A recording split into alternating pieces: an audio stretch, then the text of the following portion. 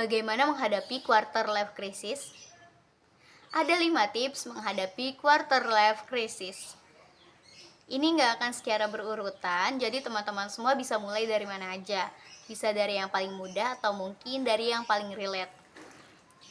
Pertama, stop comparing ourselves to the others. Teman-teman kebayang nggak kalau ada 100 bibit jagung ditebar di tanah yang sama, disemai secara alami, bisa jadi tumbuhnya nggak akan sama 100%. Demikian juga dengan kita manusia.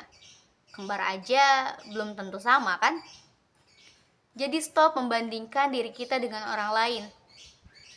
Ada waktunya kita perlu evaluasi dengan melihat lingkungan sekitar, tetapi evaluasi itu dilakukan sesudah we have the something, setelah kita melakukan sesuatu.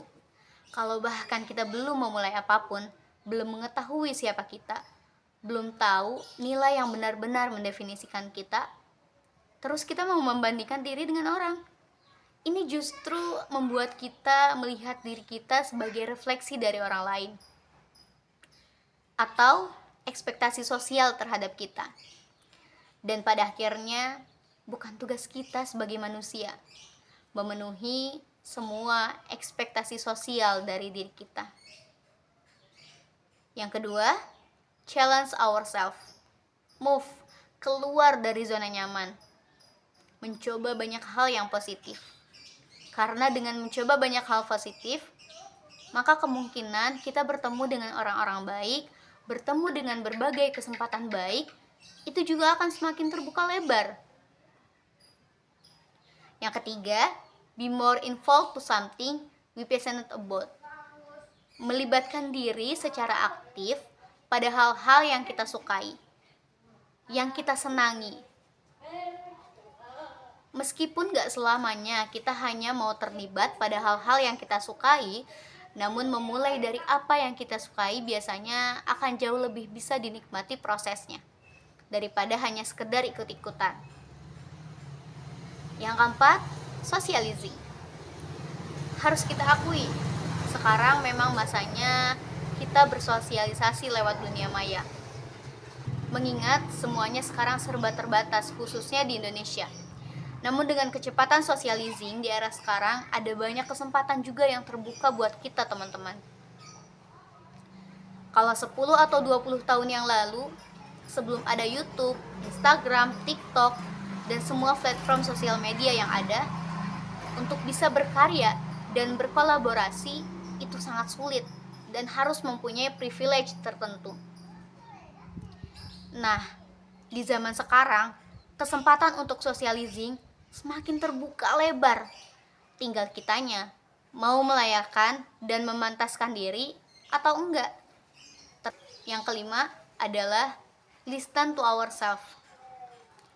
Karena kadang-kadang terlalu banyak informasi sebagai domino impact dari kecepatan di era sekarang, justru membuat kita jadi gak bisa dengar. Gak inner circles of us yang tampak di depan orang atau di layar gadget kadang-kadang gak sesuai dengan apa yang sebenarnya ada dalam diri kita. Daripada bakal jadi masalah ke depannya, maka ada baiknya masa-masa quarter life crisis ini we make something to know ourselves. Caranya mungkin berbeda-beda. Ada yang jalan-jalan sendirian ke tempat yang belum pernah dikunjungi, mencoba menggonta-ganti pekerjaan. Ada juga yang mencoba masuk ke beberapa komunitas sekaligus. Gak apa-apa teman-teman, karena ini adalah proses dan kita harus bisa menikmati prosesnya. Proses dari setiap kita juga kan bisa jadi berbeda-beda. Tapi yang jelas, saat kita punya cukup waktu untuk knowing ourselves better, maka kita akan punya banyak me time yang berkualitas. Dan ini akan membuat kita tahu kelebihan dan kekurangan kita. Kita lebih bisa aware dengan nilai apa yang kita pegang, serta bisa mendefinisikan kita selama ini. Kalau ini terjadi, otomatis kita nggak akan gampang untuk membandingin diri kita dengan orang lain. Itu dia 5 tips untuk menghadapi quarter life crisis. Semoga bermanfaat untuk teman-teman yang saat ini sedang atau mungkin akan menghadapi periode yang sama. Jangan lupa be prepared and welcoming it dengan positif energi. Terima kasih, semangat terus teman-teman.